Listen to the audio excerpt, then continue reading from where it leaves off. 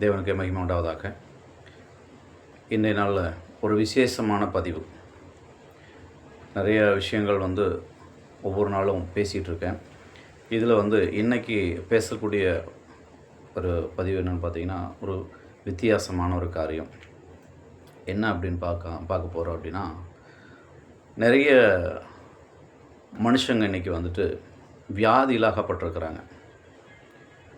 இந்த வியாதி ஏன் வருது? எதனால் நமக்குள்ளே இந்த வியாதி வர காரணம் என்ன? இது யாராவது என்னைக்காவது ஒரு நிமிஷம் யோசிச்சிருப்போமா? எங்கேயும் நேரமே இல்லை. வியாதி வந்தால் உடனே எங்கே ஓடுறோம்? மருத்துவரை தேடித்தான் ஓடுறோம், மருந்து மாத்திரைகள் தேடித்தான் ஓடுறோம்.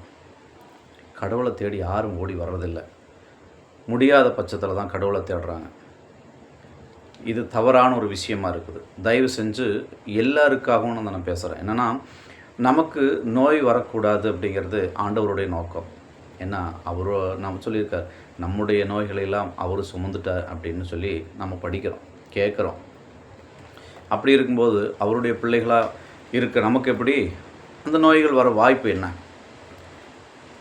அப்படின்னு சொல்லிட்டு தான் இன்றைக்கி எதனால் இதனுடைய காரணங்கள் என்ன அப்படிங்கிறத ஒரு சில விஷயங்களை சுருக்கமாக பார்க்கலாம். அதாவது சங்கீதம் 133 சங்கீதம் 3-4 வசனங்கள். சரிங்களா? 3-4-5 இது ரொம்ப ரொம்ப எனக்கு பிடிச்ச வசனம். சரிங்களா? படிக்கிறேன், கேளுங்க. அவர் உன் அக்கிரமங்களை எல்லாம் மன்னித்து உன் நோய்களை எல்லாம் குணமாக்கி உன் பிராணனை அழிவுக்கு விலக்கி மீட்டு உன்னை கிருபையினாலும் இரக்கங்களினாலும் முடிசூட்டி நன்மையினால் உன் வாயை திருப்தியாக்குகிறார். கழுகுக்கு சமானமாய் உன் வயது திரும்ப வாழ வயது போல் இருக்கிறது அப்படின்னு சொல்லிட்டு இந்த 3 வசனங்களும் அவ்வளோ அழகாக இருக்குது. பார்த்தீங்களா? உன் அக்கிரமங்களை எல்லாம், அவர் நம்முடைய அக்கிரமங்களை எல்லாம் என்ன பண்ணுறாரு? மன்னிக்கிறார். அவர் மன்னிச்சிட்டார். நம்முடைய நோய்களையும் குணமாக்கிட்டார். அப்படி இருந்தும் அது ஏன் நம்ம பக்கத்தில் இருக்குது? நமக்குள்ளே ஏன் இருக்குது? என்றைக்காவது யாராவது யோசிக்கிறீங்களா? தயவு செஞ்சு இந்த மாதிரி வசனங்களில் தேடி படிங்க. உங்களுக்கான மருந்து மாத்திரை வெளியே தேடாதீங்க, பைபிளுக்குள்ளே இருக்குது. தேடுங்க. நம்முடைய குறைகளை நம்ம முதல்ல தெரிஞ்சுக்கணும். நம்மகிட்ட இருக்க குறைகள் நம்ம தான் தெரிஞ்சுக்கணும். மற்றவங்க கண்டுபிடிச்சி நம்ம குறைகளை குத்தி காட்டக்கூடாது. ஆண்டவருக்கு நமக்கும் இருக்கக்கூடிய அந்த பிரிவினையை மற்றவங்க சொல்லி நம்ம தெரிஞ்சுக்கூடாது.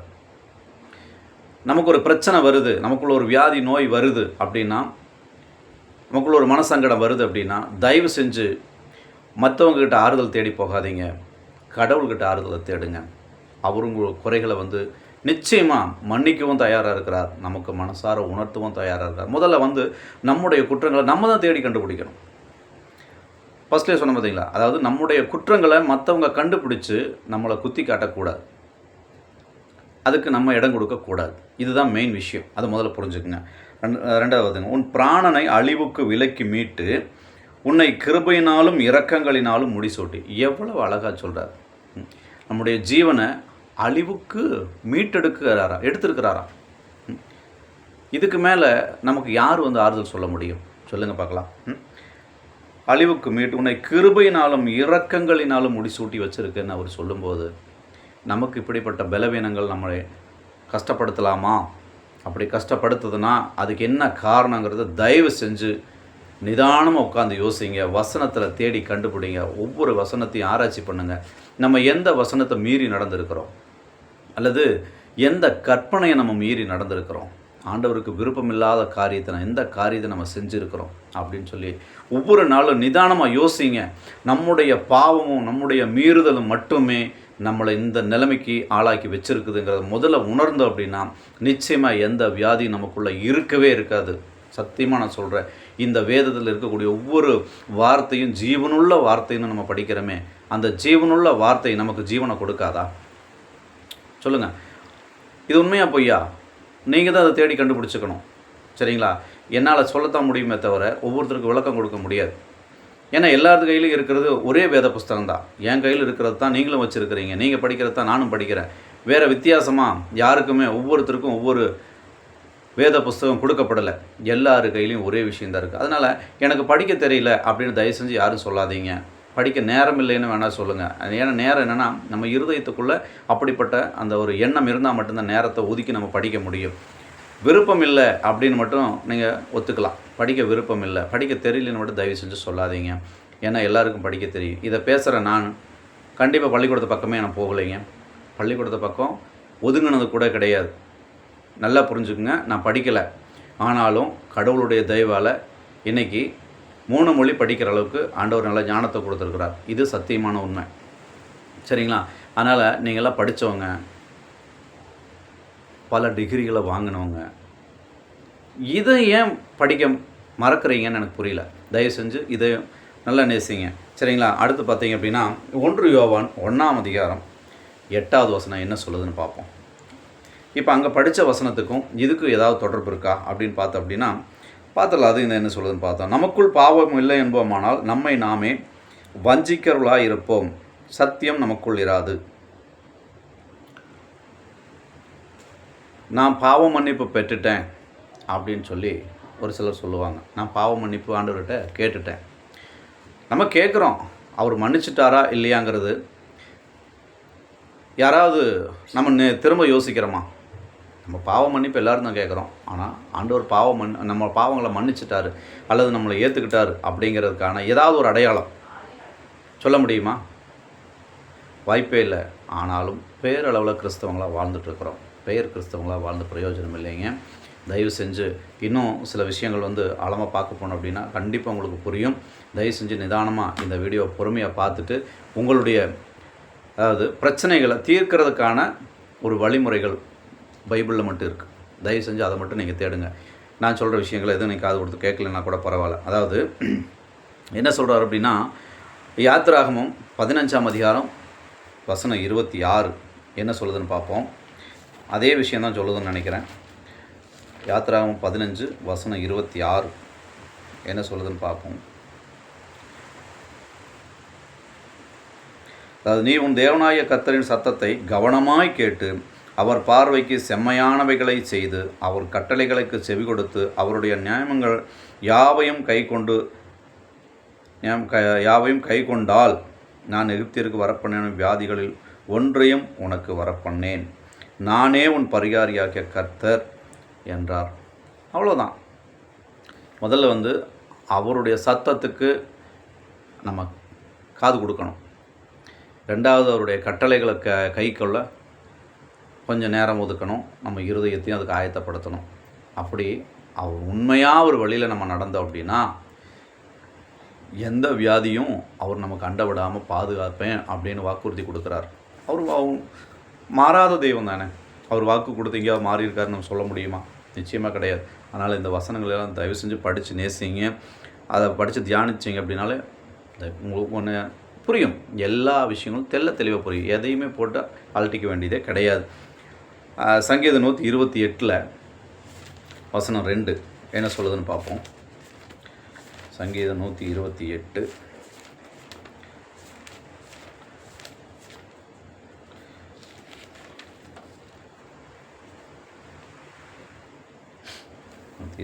வசனம் 2. உன் கைகளின் பிரயாசத்தை நீ சாப்பிடுவாய், உனக்கு பாக்கியமும் நன்மையும் உண்டாயிருக்கும். இதுதாங்க விஷயம்.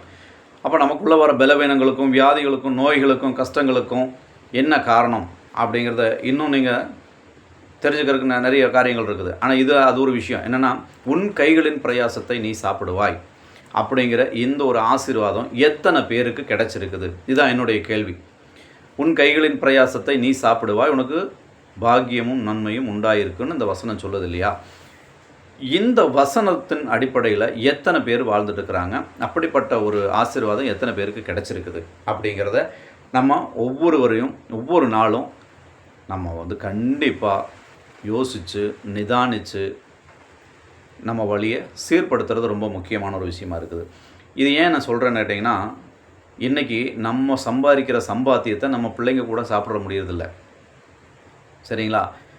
அதாவது மருத்துவமனையில் கொண்டு போய் செலவழிக்கிறோம், மருந்து வாங்க செலவழிக்கிறோம், கடன் வாங்க செலவழிக்கிறோம். கடனை கட்ட முடியாமல் ஏன்னா ஆடம்பர செலவுகளுக்காக வாங்கிட்டு வட்டிக்கு மேலே வட்டி கட்டி வீணாக போயிட்டுருக்குறோம். இதெல்லாம் ஆசீர்வாதம் இல்லாத ஒரே காரணம் தான். நம்மளுடைய சம்பாத்தியத்தை முழுமையாக நம்மளால் அனுபவிக்க முடியறதில்ல. இது ஆசீர்வாதம் இல்லாத ஒரு விஷயம். அதில் அடுத்து பார்த்திங்கன்னா, உன் மனைவி உன் வீட்டோரங்களில் கனிதரும் திராட்சை செடியைப் போல் இருப்பாள், உன் பிள்ளைகள் உன் பந்தியை சுற்றிலும் ஒலிவுமர கன்றுகளைப் போல் இருப்பார்கள் அப்படின்னு இந்த வசனம் சொல்லுது இல்லையா? அப்படின்னா நம்ம ஆசீர்வாதம் எங்கே தடைப்படுது அப்படிங்கிறத, இதெல்லாமே ஆசீர்வாதத்துக்கு உண்டான வார்த்தைகள் தானே.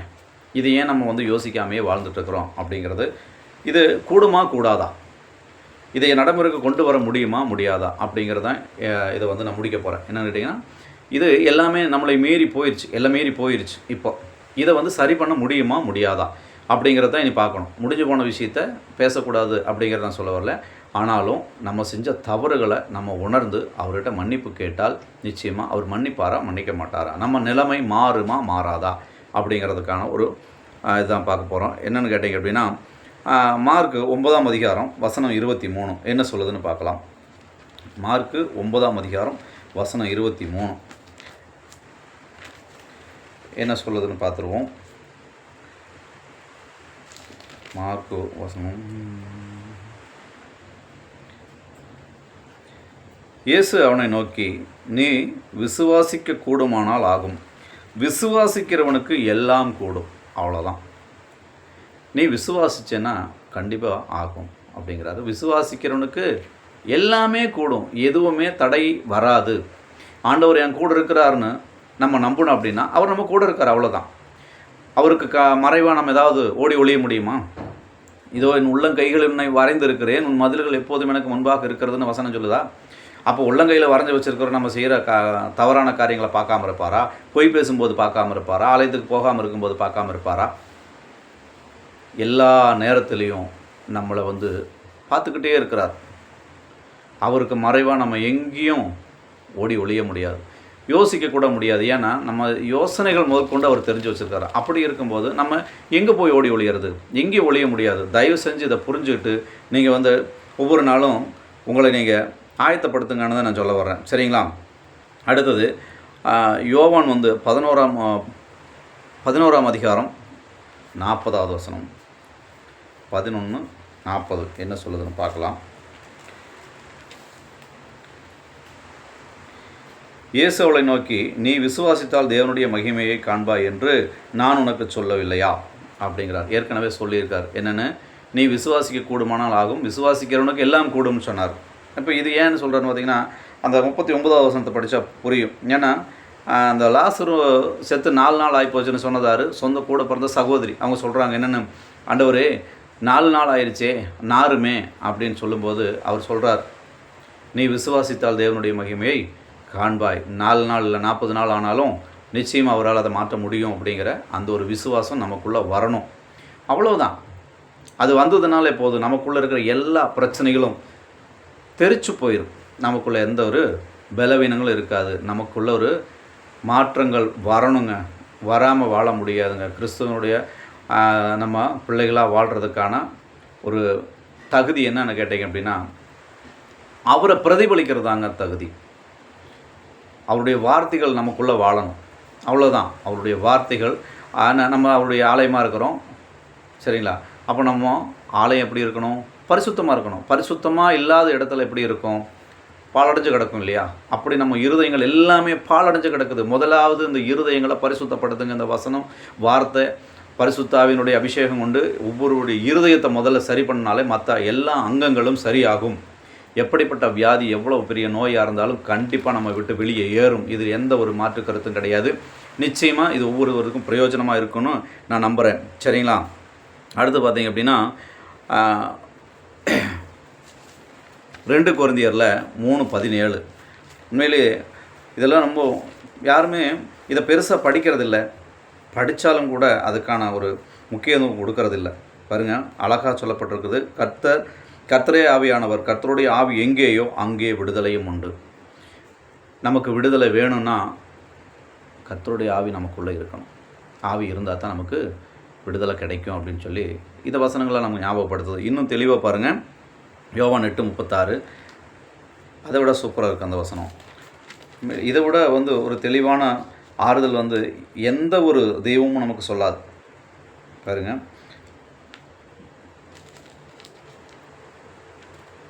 யோவான் 8ஆம் அதிகாரம் வசனம் 36. ஆகையால் குமாரன் உங்களை விடுதலையாக்கினால் மெய்யாகவே விடுதலையாவீர்கள். எந்த ஒரு சந்தேகமும் கிடையாது. குமாரன் விடுதலையாக்கினால் மெய்யாகவே விடுதலையாவீர்கள். அவ்வளோதான். பிசாசனுடைய கட்டாக இருந்தாலும் சரி, என்னது பில்லிசூனிய கட்டாக இருந்தாலும் சரி, பாரம்பரிய கட்டுகளாக இருந்தாலும் சரி, நம்முடைய சொந்த பாவங்களாக இருந்தாலும் சரி, எல்லாமே மாறி மறைஞ்சு போகும். எதுவுமே நமக்குள்ளே இருக்காது. அதுதான் உண்மை. சரிங்களா? கடைசியாக ஒரே ஒரு வசனம், 1 கொரிந்தியர் 6ஆம் அதிகாரம் வசனம் 19. 1 கொரிந்தியர் 6ஆம் அதிகாரம் வசனம் 19. அந்த ஒரு வசனத்தோடு நான் முடிச்சுக்கிறேன். தயவு செஞ்சு எல்லாமே உங்களை நீங்கள் மாற்றிக்கிறது ரொம்ப ரொம்ப முக்கியமான ஒரு விஷயமா இருக்குது. உங்கள் சரீரமானது நீங்கள் தேவனாலே பெற்றும் உங்களில் தங்கியும் இருக்கிற பரிசுத்த ஆவியினுடைய ஆலயமாக இருக்கிறது என்றும் நீங்கள் உங்களுடையவர்கள் அல்லவென்றும் அறியீர்களா? இந்த வசனத்தை நல்லா பதிவு பண்ணி வச்சுக்கோங்க.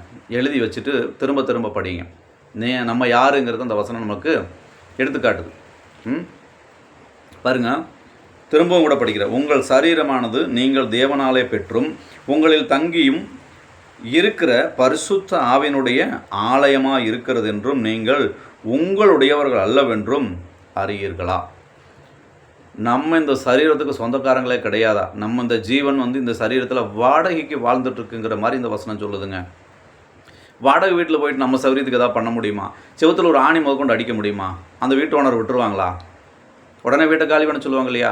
அந்த மாதிரி இந்த வாடகைக்கு இந்த ஜீவன் இந்த சரீரத்தில் தங்கி இருக்குதுன்னா, அப்போ அந்த சரீரத்துக்கு உண்டான முக்கியத்துவத்தை நிச்சயமாக நம்ம கொடுத்தே ஆகணும். இது மறுக்கவே முடியாது.